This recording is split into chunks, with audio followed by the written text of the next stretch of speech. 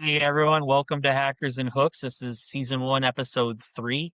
Today we're going to be talking about the Morris worm. It's going to be super interesting. One of the very first large scale internet attacks that happened. And it happened by accident. We're going to go over that and how that happened and the whole ups and downs of what happens when you mess with the NSA and things like that. My name is Nick Gibson. I am a cybersecurity professional and fisherman. I have worked for the Department of Defense as a digital forensic investigator. Now I run Gipson Cyber as the CEO, and I focus on small businesses that need cybersecurity help. I have with us Isaac Reed. He is my COO and a good friend of mine. My name's Isaac Reed, CEO. My name's Isaac Reed, the COO of Gipson Cyber. Former sysad, hands-on hardware guy. This week is all about the unexpected, how a few lines of code accidentally broke the early internet, and how a kid with a McDonald's sausage patty caught her first fish. So on the cyber side of things, we're going to be going back to 1988, before firewalls were common, before the term internet was even around, before the internet was even around. We're going all the way back to ARPANET. A grad student named Robert Tappan Morris released what he thought was a harmless test run of a script, and it ended up spiraling out of control and becoming the very first internet virus, internet worm that was destructive. So we're going to talk about the ins and outs of that and the repercussions and how it still is relevant to today's cybersecurity landscape. And then we're going to talk about a cool story where my daughter's first fishing trip, when she refused to touch worms. She was about 2 or 3 years old. She didn't want to touch any worms. So my fishing hack was to use McDonald's breakfast sausage. I didn't know if it was actually going to work, and it turns out it does. Works really well on freshwater fish down here in Florida. So we'll talk about that and kind of relate that back to our cybersecurity story of today.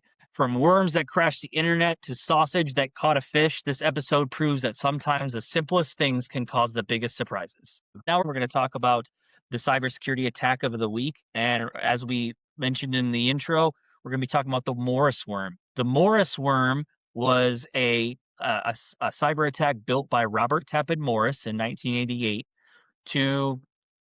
The objective wasn't to be destructive, was purely learning. He was a grad student, and I believe he went to MIT. He was building a program to find and count all the machines on a specific network. It wasn't to get information about the machines, just to find them and count them out. So you would know that this IP address has 200 different machines on it, and this IP address has 300 different machines on it, and that sort of thing. That's the only thing it was supposed to do. But it was the first self-replicating worm. And just for those at home that don't know what a worm is a type of program that can replicate and move itself from one host to another. Much like a worm inches its way across the ground, it inches its way across the network, moving from one host to another and self-replicating on the next host. Because of this self-replication, the worm was able to infect the network in such a way that it was causing a lot of strain and stress on the network. There was a lot of processing power being utilized for this worm, and it shut down a lot of other processes, which is where the destructiveness came from. At that point in time, I mean, there really wasn't any, people weren't just scripting for the fun of it. Like the only people who were students in college or the professors or just scientists in general. So like this was really a new thing that, just as a side project, it's like, let's see if this works. And it did a lot better than he intended. Yes. If you read the sort of account from Robert Morris when he did this, he actually said it. This is still a classic thing that happens today. He said it, let it go, and then left his workstation and went to lunch or went to dinner or something like that. Came back and all hell broke loose. He couldn't stop it. The worm was already out by then. That stuff happens to this day all the time. Stuff gets out. Someone pushes to production on a Friday and then just goes home. And I mean, as we sit here recording this right now, AWS is down, effectively affecting a lot of different services. This is the same type of thing that is happening to the whole ARPANET back in 1988 while this worm was going off. It spread through known vulnerabilities in the Unix system prior to Linux being created in 1991, right around that time. Before that was actually created. It had before Linux was created, we had a Unix system. Windows is kind of like a Unix-based system. It's pre anything that looks like anything today. It's all black background with green lettering. That's a Unix system. Sometimes it's orange lettering, sometimes it's yellow, but it's just code. It's not, there's no graphics or anything like that. Now, as Isaac was saying, because of that, there wasn't any true use case in this time for personal people to be on the ARPANET. ARPANET was created by the DARPA, which is why it's called ARPANET, Defense Advanced Research Projects Agency. So DARPA is where all of our latest tech comes from, and it is where the internet came from. It was basically just a set of supercomputers at a number of different sites around the world, and that were all linked together by the phone lines. Everything ran through the phone lines at this time. And I mean, they use the same switches, the same lines, and the same plugs. You can literally just plug in your what is called alligator clips. You can clip onto a physical phone line and use the internet back in these days. So when we're talking about this worm that's going to be out there counting computers, it was really just meant to go out there and go, okay, I'm at this computer, that's one. I'm at this computer, that's two. But then each of those computers were then calling back, counting the numbers every time. So the file just kept getting bigger and bigger and bigger. That eventually got so big, it started to crash networks and systems. So, from my understanding, the reason that this worm replicated and just kept going like it did is because it was a coding flaw. I believe he coded it to where this wouldn't just continuously replicate, but mess it up just enough that nothing could stop it. And once that can of worms was opened, it kept going. Yes, and it got to the point where it became so large that these files and things like that, this process was counting these computers, got to the point where it's so large that the system started to crash. And it was interesting in the story that his recount was that he had put into the code a certain key that would tell it to scan the network every seventh host that it's gotten to. So it would find 7 hosts, then scan the network. Well, that seems fine in a laboratory setting that has maybe like 10 hosts. But when you're talking about networks that maybe have hundreds of hosts, you start to get a lot of activity running from these individual scripts all running on individual systems, commutatively creating a large system drain. Right, So which actually caused the first DDoS attack. yes, it was the first distributed denial of service of attack. And the reason that it was distributed denial of service is because of all the different hosts that it was connected to. Now, like I said, the worm didn't do really anything. It just counted. It didn't even provide any like that. The only way that you could stop it was to fix the bug in the Unix system. So that's what Robert Tappan Morris started to do, was to send out information, and became a almost help desk for his own virus to help other teams get around how to stop the virus. Well, again, like we talked about on our first episode, this harkens back to the original days of digital forensics in cybersecurity. That wasn't even a term. Cybersecurity wasn't even a term really back then. It was all about just the whole idea of using computers and stuff was that users were going to use them. And we had this inherent trust that we still have today, and it's still our crux.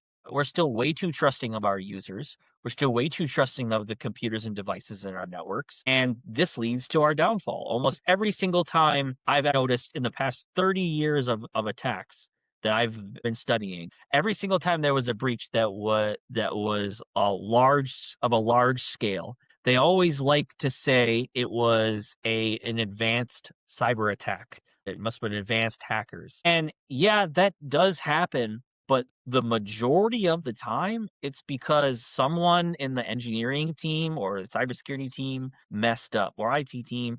Human error accounts for, I would say, 90% or more of attacks. Think about what happened after that.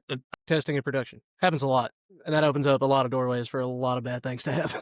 That's why we always have the adage, never test on Fridays, never push the protection on Fridays, because you don't want to ruin your weekend, because it's always going to happen like that. It happens all the time, and that's just normal circumstances of people messing up and accidentally pushing stuff. That's not vulnerabilities or in any way. When this worm started crashing these US computers and it actually spread over to the UK and got into some computers over there as well, it was a big deal. What was a bigger deal was that Robert Tappan Morris Jr., who was the person that committed this, is the son of Robert Tappan Sr. Robert Tappan Sr. was the current head at that time of the NSA's hacking team, their computer investigation division. He was the head of that. So his son was responsible for the largest cyber breach of its day. Morris became the first convicted person under the Computer Fraud and Abuse Act of 1986. So 2 years after that act was there, he was the first person to be convicted of a crime under that act. Isaac? Which a lot of that came to be because, from our first episode, the Cuckoo's Egg, that's where that law really came in. That's when they really started considering how are we going to, convict these people? How are we going to stop this from happening? Yeah. First man to go down for it. First of many. Yeah, I mean, you always got to be bloody when you go through the door. Well, he was definitely bloody. They gave him this. They threw the book at him. He got a really long sentence for his first crime and ever crime. He basically was made a spectacle of and kind of an example. Don't do this because you're going to get a really heavy sentence and things like that. And today, in terms of today's cyber attacks, he didn't really do anything. His was more of an oopsie than really a cyber attack.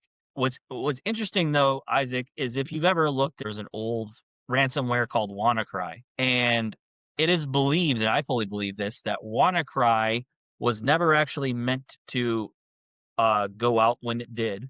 It was a lab escape. It escaped from some hacker's lab before they were ready to finish it, and it ran amok through the entire internet and shut a lot of stuff down. And we're seeing that. I mean, that was in 2016. So we're seeing it in 1988, in 2016, and I haven't looked up what 2025 holds, but I'm sure that there's the same case in 2025.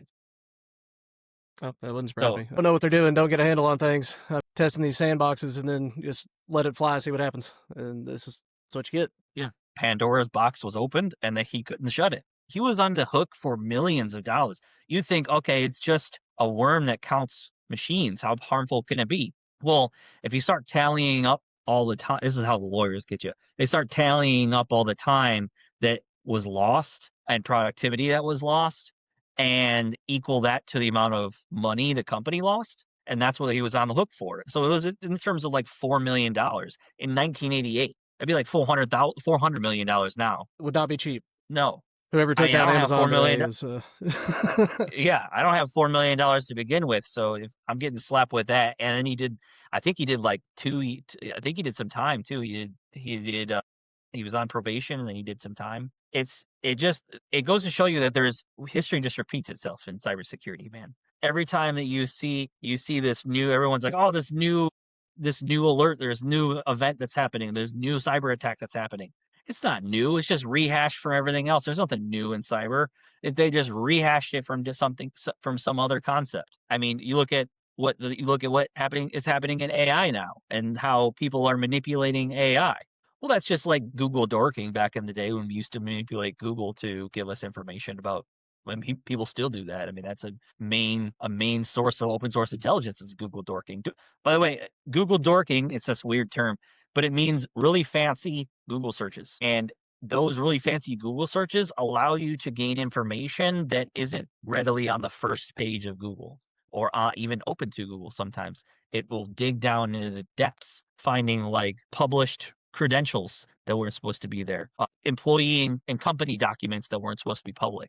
All this other stuff can happen just because you have a vulnerability somewhere that you don't know about and it's being exploited. And like I mentioned, Isaac, and I'll pass to you in just a second, but I mentioned that before this, when we were talking about AWS before the podcast started, that this was a huge win for hackers looking to gain open source intelligence on certain targets that they like to do. I mean, we have, as of today, right now we have Checkpoint Security, which is having issues. Sentinel-1, which is having issues. We have all of AWS and Prime, right? We have Riverside FM, all these different services that run completely in AWS. Oh, by the way, Netflix, 100% AWS. Their entire infrastructure is AWS. I bet they're having a not good day right now. Probably not. And what's scary to think is that the majority of our government is moving towards AWS. Yes, and I'm a big proponent of the cloud. I really am. I love the cloud. It has a super ton of upsides, but these are the downsides that I don't think that the government should be. Maybe you could put the unclassified network on to AWS, because if it goes down, who cares? But I don't support them putting any sort of secured intranet from the military on a cloud service that's not completely owned by the government. Yeah, I would definitely agree. I mean, worst case, if your unclass goes down, there's gonna be a lot of angry airmen sitting in a skiff not able to watch YouTube. I've been that guy, so Yeah, it's not that huge of a deal. But if secret or top secret goes down or is compromised in some way because you left an S3 bucket open, S3 bucket is an AWS a database storage tool, and if it's not configured correctly, it's open to the internet and anyone can look at it. In fact, US SOCOM had that problem in 2017. Krebs on Security found out that they had an open S3 bucket that had all the information, Facebook generated information on targets that they were after, just open to the public. yeah, So yeah, that stuff, that doesn't surprise me. I mean, coming from an Intel support background, that doesn't surprise me. yeah. All right. We're gonna switch topics over and get into our phishing topic of the day. And I'm gonna start to introduce that. And so today we're gonna talk about. Here we go. Imagine this, where it's a warm Saturday afternoon. Let me stop that. I'm gonna start over. All right, imagine this. It's a warm Saturday afternoon. My daughter is going on her first fishing trip with me. Excited, but really adamant that she's not going to touch any worms. She doesn't want to touch any worms. She doesn't want to be around any worms. I tried it on a previous fishing trip before this, and it was definitely true. She wasn't lying. She doesn't want to touch worms. So, how to get around that? How do I, thinking about in my hacker brain, how do I get her to want to fish? Because I want her to fish. I want her to fish with me. I want to get her to want to fish. So how do I socially engineer her into fishing? Well, I change up the bait that she uses. Okay. And chime in whenever you want, Isaac. And when we're talking about the bait that I used, it was something that I didn't even think was going to be possible. It was a McDonald's sausage patty from a breakfast sausage. You would think that's not going to work because it's got seasoning, it's got pepper in it, and all this other stuff. Well, we put a little bit onto a hook and cast it out, and the bobber drops within just seconds. And she pulls it up, and it's this fish. And let me show you the fish that we were. So it's not a big one, but it's a small sunfish, and she reeled it in herself. And yes, that little fish was caught on a piece of pork from a breakfast sausage from McDonald's. Well, at least we think it's pork. It is McDonald's. Yeah, I mean, it would probably piece work on of me if I was a fish and I had the choice. I would take the breakfast sausage. Yeah, over a worm for sure. Yeah, be like, yo, can you throw like coffee down? Like, where's the hash browns?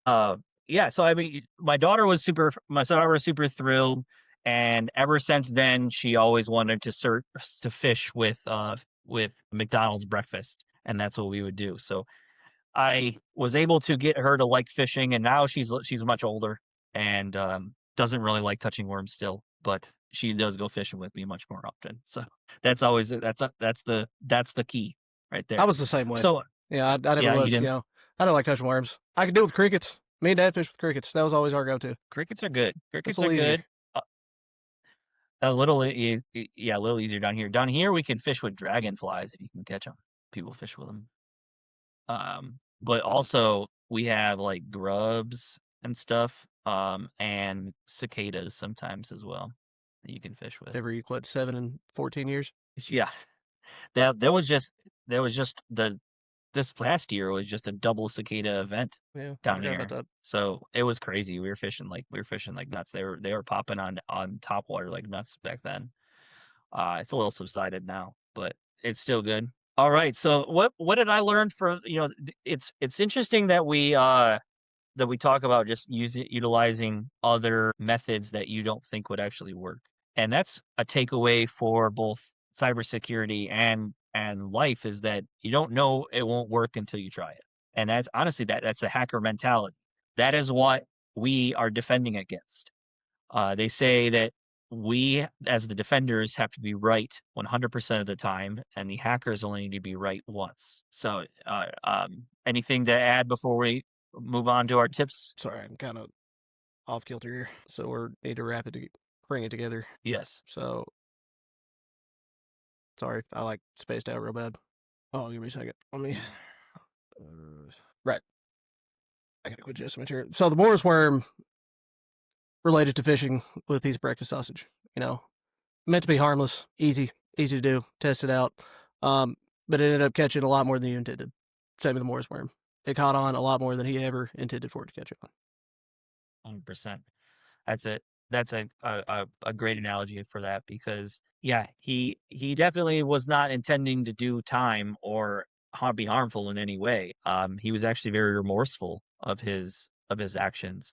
Uh, And had he not, and it was funny because I had mentioned earlier that he had set the script, set the program to replicate and scan every 7 times. Had he put a higher number than 7, it wouldn't have been that bad. Had he put like only replicate every 700 times, that means every 700 hosts. Most networks back then didn't have 700 hosts, so it only replicated once in the network, and that's it. But he put 7. Every network had 7 hosts. So that's where the fault became in. So just like in when we're talking about I'm not gonna bring it in. Okay. Now we're gonna get into the practical tips. So now we're gonna talk about the segment where we can turn disasters into lessons. Here are some cybersecurity key concepts that we hadn't touched on yet, that really stood out to me with both the story of Robert Tappan Morris, as well as my daughter's foray into her first fishing experience. And this in the cybersecurity realm, always test code in a sandbox and not in a production. I have I have been guilty of this before. I have built things in production and pushed them out. Is it advisable? No, not at all. No, it's kind of like not wearing your seatbelt when you drive. Are you actually going to get hurt from it directly? No, but could you, because you're in an accident and you don't know it and it's just happened to be your time? Yes. So when you're talking about that, think about this. You are already compromised. I don't care if you have never gotten a security alert in the past week or month or year, you are already compromised. Somewhere, someone has your information that shouldn't. It is your job as a cybersecurity professional, or my job as a cybersecurity professional for you, is to find that person. We do that by limiting permissions and isolating systems. We put monitoring on the systems look for vulnerabilities. We patch holes. We hunt for threats. We find things that are not normally found. That's how you need to handle cybersecurity in today's age. This is how the originals, the OGs back in 1988, this is how they did it. They found information. They went out and searched for information. They didn't wait for a tool to tell you about it. There were no tools to tell you about it. This is them reading the raw logs from the console. There's no security augmentation or AI or anything like that. And just like with the phishing parallels. Oh, I'm going to pause here. What are your thoughts on the cybersecurity takeaways for this week, Isaac? So you don't learn security by breaking things you don't own, right? Yeah, that's a bad thing to do. First thing that you're taught in any sort of cybersecurity course, especially in a hacking course, is that you need permission to do your job.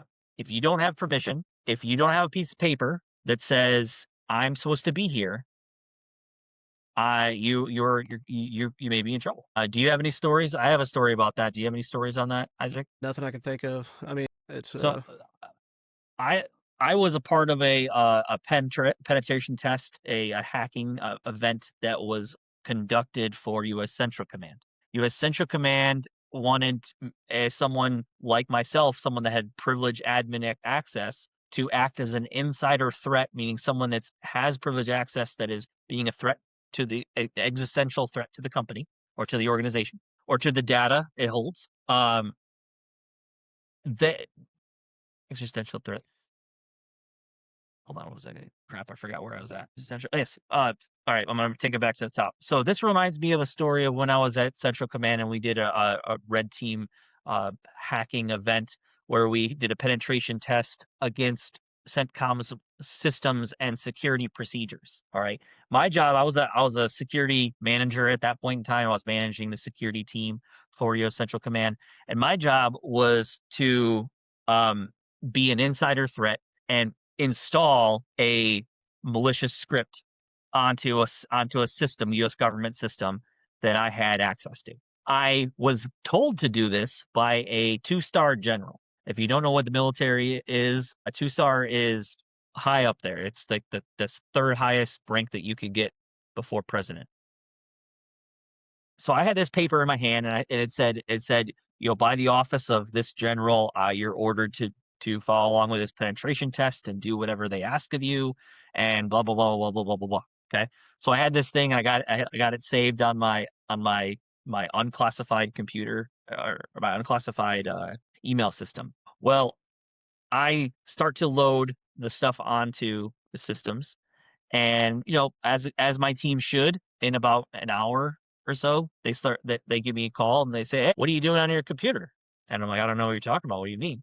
They're like, "Oh, well, you're we see you do this, that, and the other." And then they end up finding out it's me, and I'm like playing dumb, and it's a whole thing to try and see how the team reacts. All right. Well, fast forward a couple of days later, a couple of weeks later, when uh I was back in the headquarters again, and I hear a rumor that they were trying to fire me. And I'm like, why were they trying to fire me? Well, someone told them that I was part of the penetration test, and they took offense to that. So they wanted me off the contract because I was trying to help the contract by performing a test to find our vulnerabilities. And that's the kind of same thing that was brought against to by Robert Tappan Morris. He didn't do anything really wrong. He was a kid playing with a script and had access to things that he probably shouldn't have on a system that was known to really no one. And he got time and a criminal record for it. And I don't think that's right. So that's just my little 2 cents into there. What do you think about that, Isaac? Yeah, I mean, definitely. I mean, he knew he wasn't supposed to be doing it, but I mean, at that time and with, you know, pre-internet, it may seem a little harsh, you know, but granted, sometimes accidents can have serious ramifications. Yeah, I mean, this was just it really showed the government how unsecure the current internet slash ARPANET was at the time. And I remember, I think I even mentioned it when on our first episode with the cuckoo's egg that, you know, like Japan, the fort on in Okinawa didn't even have passwords on their computers. I mean, that's unheard of. That would be, oh, my goodness, not have any passwords on any computers. I mean, today, absolutely. I mean, today, I mean, obviously now with just about every military system, you log in with your CAC, right? Yeah, there's really no way around it. Yeah, I guess that was pre common access card. Yeah, that was definitely pre-common access card. That was back when they were still paying you by check, Then they just blame it on the mail. and they just blame it on the mail, and they're like, "Oh, I Instead of don't know, the finance. mail's." Yeah, the Defense Travel Fund was just a guy named Jim in finance, and he just gives you $20, and there you go. Have a good dinner. Good luck. Yeah. All right. Well, thank you, everyone. It's been an awesome episode. I really enjoyed talking about the Morris worm and my daughter's first fish. I want to briefly mention and plug our next week's episode. We're going to be talking about a man named Captain Zap and his escapades in the early days of the internet. We're going from, you know, old school hacks all the way to the new school, and, you know, keeping it moving from there. Any closing words, Isaac? You're on My mute. mic's muted. Yeah. Yeah. Let me think of a closing statement. All right. Sorry. Yeah, thanks for watching. Always double check your code. Don't ever release in production. That's all I've got. Awesome. Well, thanks everyone. I'll talk to you soon. I wanted to. I got way off on that one. I feel like we kind of lost the Yeah, script on we that one a kind little bit. yeah. It's gonna take some heavy